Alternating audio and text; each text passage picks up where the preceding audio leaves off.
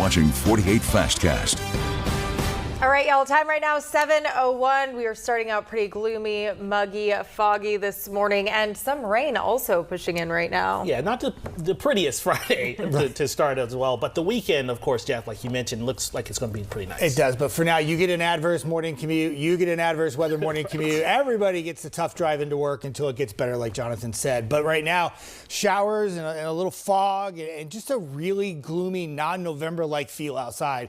The showers themselves are just about driving on 565 right now, making it into South Huntsville, right along 65 from about Athens down to Decatur. You pick up some more rain as you move into areas like Lawrence County, and this is just one of 3 waves of rain we'll be tracking today. It's made it to 565. Our Madison camera showing some wet roads now. The good news about the rain is it actually helps eliminate some of the fog we had this morning, but if you haven't had the rain yet, you're still socked in with the fog. That's for areas mainly east of 65. Here's the rainfall now. There's more that's going to develop off to the west throughout the day, and again, it comes in waves. And once the rain gets to the areas to the east, that will wash away some of the dense fog, but the combination of fog and rain making it tough this morning. More showers for the evening commute, tracking some thunderstorms tonight. Once those move out, the weekend will get a lot better. We'll take a look at Saturday and Sunday coming right up. This is your 48 First Alert Road Report, sponsored by Bankston Motorhomes.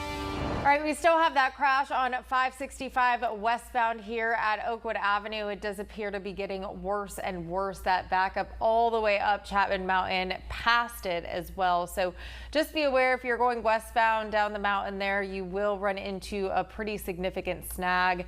Taking you now to the Decatur area, where we're also seeing some slowdowns on 31 in both directions there and on some of the side streets as well. Drive times right now, we have Meridianville to Huntsville about 25 minutes, Hampton Cove to Huntsville about 9. Jonathan. All right, thanks, Gina. Well, a Huntsville murder suspect has been released on bond. One man was killed in that shooting. Shakira Hampton is charged with murder in the shooting death of Michael Darden. Huntsville police tell us the two recently broke up and Hampton tracked down Darden to a church parking lot. The two argued, and that's when shots were fired. Hampton's bond was set at $20,000 yesterday. The assistant district attorney, Emily Carroll, tells us Darden's family feels that bond was way too low. A former part-time DeKalb County Sheriff's deputy has been sentenced to 12 years in prison. Joshua Wells recently pleaded guilty to sodomy. He was accused of having sex with 2 teenage boys.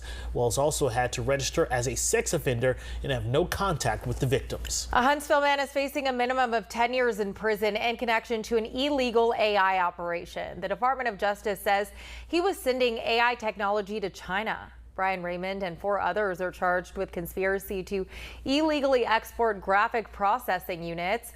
The Justice Department says the group used a Florida company as a front to buy and export the tech. DOJ officials say this happened between October of last year and January of this year. Raymond is also charged with money laundering in connection to this case. Well, we are asking authorities more questions after 2 18-wheelers crashed in Athens, leading to an explosion last night. Athens police say the semis collided on I-65 right near the 347-mile marker. We're told no one was killed, but it's unclear if anyone was injured. That explosion also forced the northbound lanes of I-65 to close for hours. Well, staying in Limestone County, an Athens man is dead following a car accident on Thursday. State troopers say this happened on US 72 near Poplar Creek Road. That's about 5 miles west of Athens. 77-year-old Donald McGregory was killed after his car ran off the road, struck a ditch, and overturned. Huntsville police officers will be looking for drunk drivers later today ahead of the Thanksgiving travel rush. There will be several busy intersections that they'll be at. Now, these include Jordan Lane, Sparkman Drive, Maston Lake Road and Pulaski Pike, and Cecil Ashburn Drive, as well as Old Big Cove Road. Now, if you're stopped, you'll be asked for your driver's license, proof of insurance, and registration. The Scottsboro police have arrested the person they believe has broken into several cars there recently. The break-ins happening in the Hood subdivision and County Park area. Police have not released the person's name, and further details on the arrest have also not been released. Well, one Huntsville holiday tradition is back. We tell you where you can enjoy all of the festive fun ahead.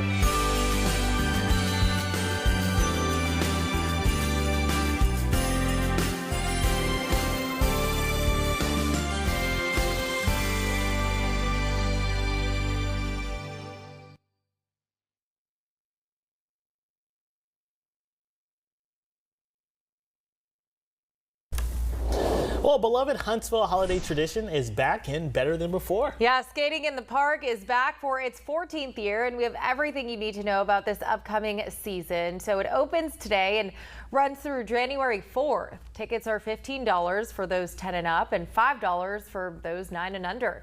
There is a $5 skate fee, but you can bring your own if you have them and save a few bucks. Special events this year include DJ nights, family nights, and a New Year's Eve celebration. Danielle Owen with the Huntsville Museum of Art says the money goes toward promoting the arts in our community. We're excited to open our 14th season of Skating in the Park. It's one of the biggest fundraisers here for the Huntsville Museum of Art and funds a lot of our programs throughout the year. Skating in the Park, I think, has become a holiday tradition for a lot of families in North Alabama. Well, their hours may depend on the weather, so make sure you check online before you head on over. Your 48 First Alert weather forecast with meteorologist Jeff Denoyer. I don't mean to be a Debbie Downer, but might be a little tough today with the rain and storms in the forecast later this afternoon. It gets better for the weekend, though, so certainly some time to get out to the park. But a lot of clouds and the showers. We have a few this morning, but we'll even have more this afternoon. And I do think the showers as we go into the late afternoon could be some heavy rainmakers for the evening commute. And then another round of thunderstorms come in overnight, and some heavy rain once again is possible after about midnight to about 4 a.m. We're in the low 60s. Once that rain moves on out, it gets better quickly on Saturday, especially by the afternoon. Temperatures in the low 70s. A little cooler Sunday morning on your way to church services, but overall the weekend looks pretty good. Monday, not much rain. Tuesday, yes, some showers. Got to keep an eye out for some thunderstorms. And then on Wednesday, the rain moves out, the cooler temperatures move in, and the turkey may want to grab a sweater because it will be a little chilly with high temperatures around 50 degrees. All right, well, the weekend looks very nice. Hey, if you have any people that are playing tonight, high school football, of course, the playoffs still continuing on. Remember 48 Blitz, you can keep up with all the scores there as well. Have a good one, y'all.